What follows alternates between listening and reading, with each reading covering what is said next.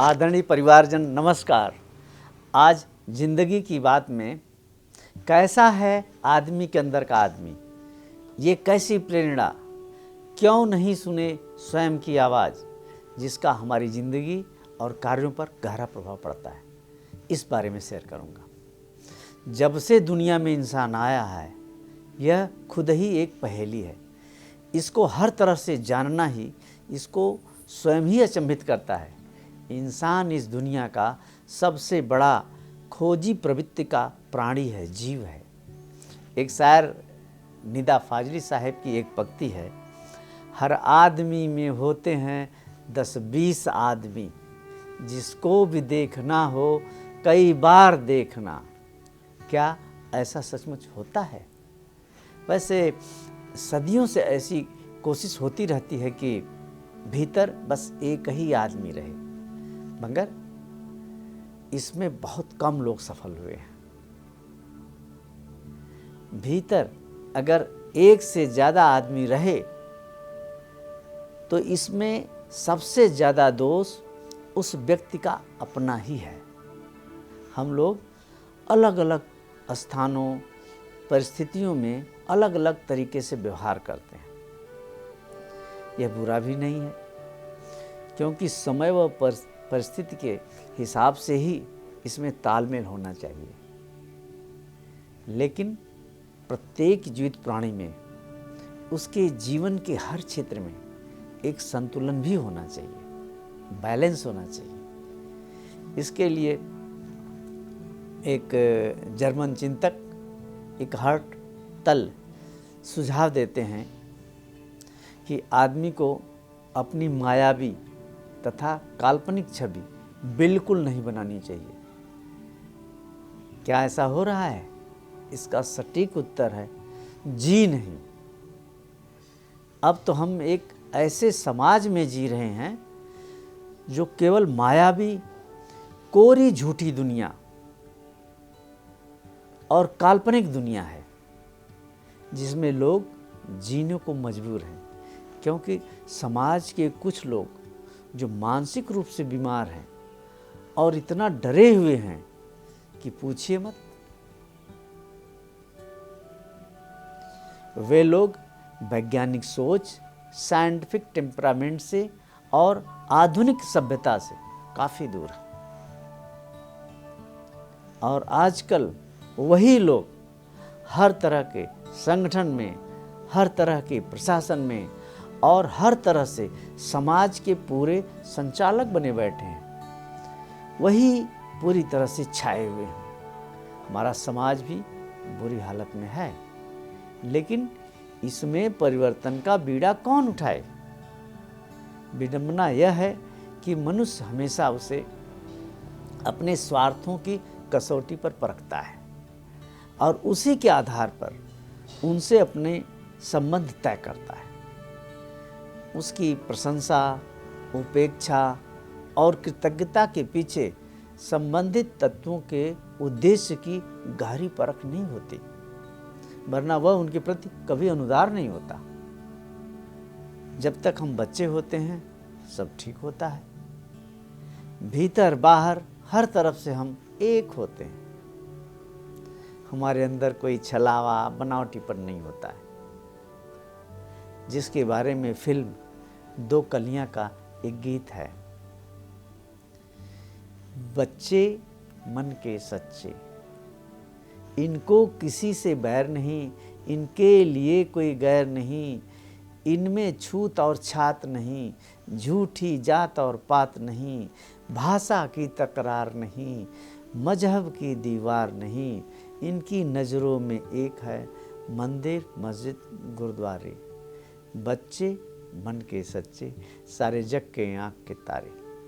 लेकिन जैसे जैसे हम बड़े होते जाते हैं, अपनी निजी जिंदगी और इसकी सांस्कृतिक पृष्ठभूमि के आधार पर हम अपनी एक मानसिक मनोवैज्ञानिक छवि तैयार कर लेते हैं।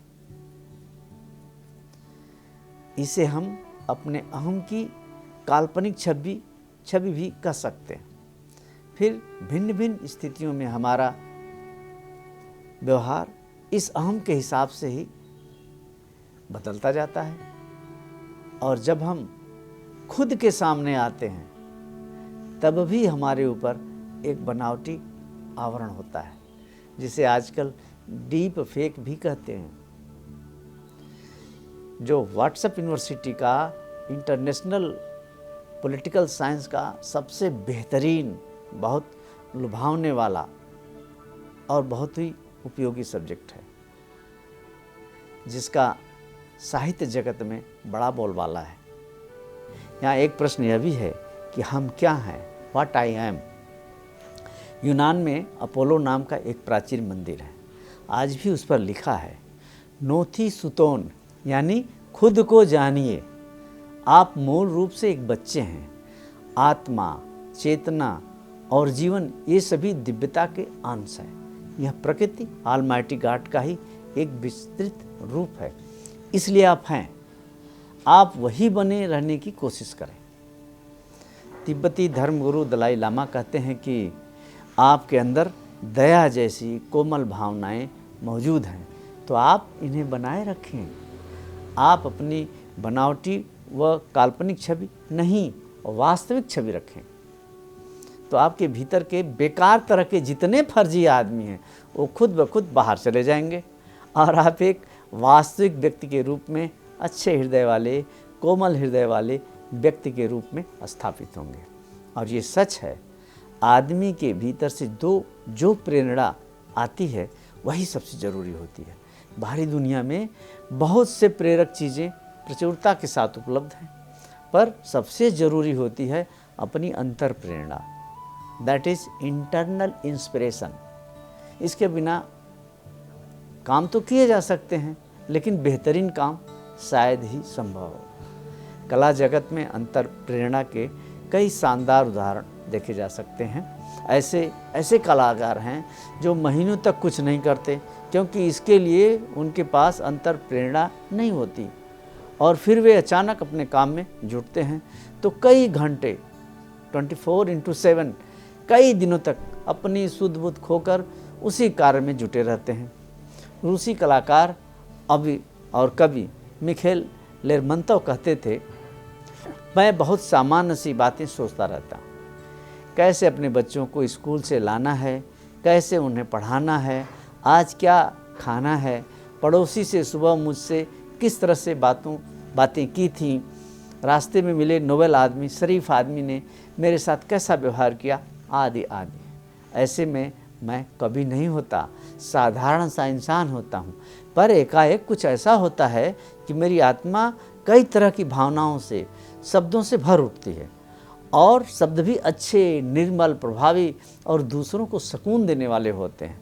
मैं उन शब्दों को पेपर पे लिखता हूँ और अपनी उन भावनाओं को शब्दों के माध्यम से उतारता रहता हूँ, और इस तरह कई घंटे बीत जाते हैं।